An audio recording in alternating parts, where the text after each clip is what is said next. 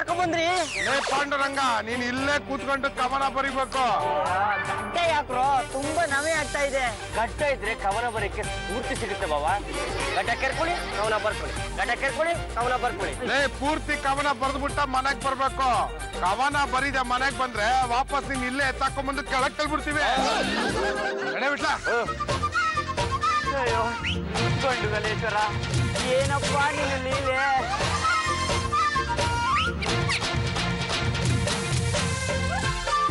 ನಿನ್ನ ಸುಂದರ ವದನ ಕಂಡಾಗ ನೆನಪಾಗುತ್ತಾ ಮದನ. ಸುತ್ತಲೂ ಕಳ್ಳಿ ಗಿಡ, ಚುಚ್ಚುವ ಮುಳ್ಳು, ಕೊಚ್ಚುವ ನಾಯಿ, ಕೊರಚುವ ಕುರಡಿ. ಯಾರ ನೀನು? ಯಾಕೆ ಕೂತಿದ್ಯಾ? ಏನು ಇಲ್ಲಿ ಕೂರ್ಬಾರ್ದ? ಇದು ಕಳ್ಳರು ಓಡಾಡೋ ಜಾಗ. ನಾನು ಅವರಲ್ಲಿ ಒಬ್ಬ ಅಂತ ತಿಳ್ಕೊಳ್ಳಿ. ನೀನು ಕಳ್ಳ, ದರೋಡೆಕೋರ ಹೌದು ತಾನೇ? ಅಲ್ಲಪ್ಪ, ನಾನು ಗಂಡುಗಲಿ ವಂಶದ ಕಟ್ಟಕಡೆಯ ತುಂಡು ಪಾಂಡುರಂಗ ಗಂಡುಗಲಿ. ಎಡಗೈ ಎತ್ತಿದ್ರೆ ವೀರಕ್ಕೆ ಸರಿ, ಬಲಗೈ ಎತ್ತಿದ್ರೆ ವೀರ ಮದಕರಿ. ಆ ಪುಣ್ಯಾತ್ಮನ ಹೆಸರು ಹೇಳಿದ್ರೆ ಮೂತು ನಡೆದು ಬರ್ತೇನೆ. ಏನಾಯ್ತು ಗಾಡಿ? ಗಡ್ಡೆ ಬಿಡಿ ಸರ್, ಗಡ್ಡೆ ಬಿಡಿ ಸರ್. ಹೊಡ್ಸಿರೋ ಗಡ್ಡ ತುಂಬಾ ನೋವುತ್ತೆ ಸರ್. ಎಲ್ಲ ನಿಮ್ಮನೆ? ಅಯ್ಯೋ, ಗಂಡುಗಲಿ ವಂಶದ ಮನೆ ಸರ್. ಪುಣ್ಯಾತ್ಮನ ಹೆಸರು ಹೇಳ್ತೀಯ?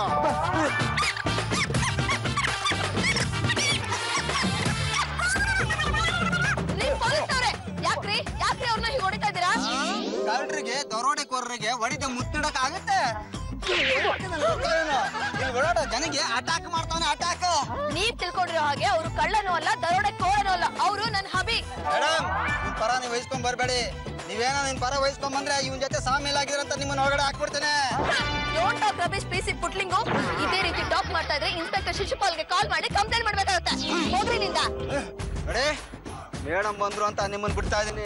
ಒಂಟ್ಯಾಕ್ ಸಿಕ್ಕು ವಿಚಾರಿಸ್ಕೊಂತೀನಿ. ಹಾಬಿ, ಯು ಡೋಂಟ್ ವರಿ. ನೀವು ಕವನನ ಬರೀರಿ, ನಾನು ಪ್ರೊಟೆಕ್ಷನ್ ಆಗಿರ್ತೀನಿ. Thank you Gubbi. ಇಷ್ಟಾಯ್ತು. ಅಲ್ಲಮ್ಮ, ನನ್ನ ಮಗನ್ನ ಹೊಡಿತಾ ಇದ್ಲು, ನೀನ್ ಸುಮ್ನೆ ಇದ್ಯಾ?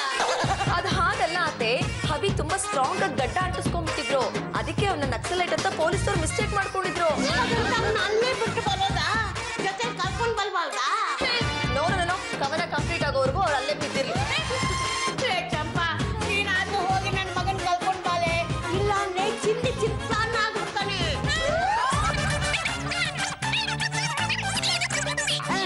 ಯಾಕೆ ಸರ್ ನನ್ನ ಮೇಲೆ ಇಷ್ಟೊಂದು ಕೋಪ?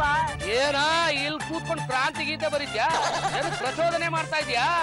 ಸರ್ಕಾರ ತಿರುತ್ತಾನೆ ತಿರುಗಿ ಬೀಳುವ ತರ ಇದೆ. ಅನುಮಾನನೇ ಇಲ್ಲ, ಇನ್ನು ನಕ್ಸಲ್ ಲೀಡ್ರು. ಸಮಾಚಾರ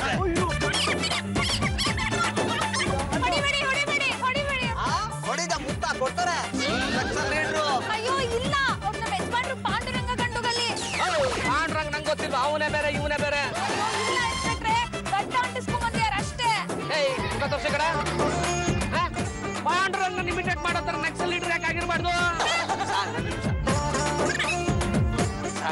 ಅವ್ನ ಬಾರ್ಗ ಅವನ್ನ ಬಿಟ್ಟು ಬಿಡೋಣ. ನಾವು ಒಂದ್ಕಡೆ ನಿಂತ್ಕೊಂಡು ವಾಚ್ ಮಾಡೋಣ. ಅವನಿಗೆ ನೀವು ಎಷ್ಟು ಜನ ಇದೆ ಅಂತ ಗೊತ್ತಾಗುತ್ತೆ. ಕರೆಕ್ಟ್. ಆ ಬಸ್ ತರ್ಸಿ ಎಲ್ಲರೂ ತುಂಬಿಸ್ಕೊಂಡು ಹೋಗ್ಬಿಡ್ಬೋದು. ನಡಿ ಬಾಬಾ, ನೀವಿಲ್ಲಿ ಕೂತಿರೋದು ಕವನ ಬರೆಯೋದಕ್ಕೋ ಅಥವಾ ಚಂಪನ್ ಜೊತೆ ಚಕ್ಕಂದಾಡೋದಕ್ಕೋ? ನಾನೇನ್ರು ಮಾಡ್ಲಿ? ಚಂಪ ಬಂದಾಗಿಂದ ಕವನ ಬರೆಯಕ್ಕೆ ಆಗ್ತಾ ಇಲ್ಲ. ನೀನು ಕವನ ಬರೀತೀರ, ಮನೆಗ್ ಬರೋ ಆಗಿಲ್ಲ. ಜಾಗದಲ್ಲಿ ಕವನ ಬರೀ ಸ್ಫೂರ್ತಿನ ಸಿಗ್ತಾ ಇಲ್ಲ ಕೊಂಡ್ರು. ಹಾಗಿದ್ರೆ ಮತ್ತೆ ಕೆಲಸ ಮಾಡ್ತೀವಿ. ಅಲ್ಲೊಂದು ಮರ ಕಾಣಿಸ್ತಾ ಇದ್ಯಾ? ಆ ಮರಕ್ಕೆ ನಿನ್ನ ನೇತಾಕ್ತಿವಿ. ನೇತಾಕ್ಕೊಂಡೆ ಕವನ ಬರೀ. ಹಲೋ ಲೇಡೀಸ್ ಅಂಡ್ ಜೆಂಟಲ್ಮೆನ್ಸ್, ಈಗ ಗಲಿಗಲಿ ವಂಶದ ಅಯ್ಯೋ, ಅದು ಗಲಿಗಲಿ ಅಲ್ಲರಿ, ಗಂಡುಗಲಿ. ಆ ವಂಶದ ನನ್ನ ಹಬಿ ಸ್ವಂತವಾಗಿ ಬರೆದ ಸ್ವರಚಿತ ಯುಗಳ ಗೀತೆಯನ್ನು ನಿಮ್ ಮುಂದೆ ಓದ್ತಾರೆ. ಹಬಿ, ಶುರು ಹಚ್ಕೊಳ್ಳಿ. ನನ್ನ ಪ್ರೇಯಸಿ ಇವಳು, ನನ್ನ ಕಾಂತಿ ಇವಳು, ನನ್ನ ಆಯ ಕಾಂತಿ ಇವಳು, ಕಾಂತಿ ಇವಳು, ಮಾಂತಿ ಇವಳು, ಗೋಂತಿ ಇವಳು, ತಾಂತಿ ಇವಳು. ಇವಳಿಲ್ಲವಾದರೆ ನಾನು ತಂದೆಯಲ್ಲಿ ಕಂತೆ ಒಗೆದಂತೆ. ಕರೆಕ್ಟಾಗಿ ಓದಿ. ಅಯ್ಯೋ, ಇದ್ರಲ್ಲಿ ಇರೋದನ್ನೇ ಓದ್ತಾ ಇದ್ದೀನಿ.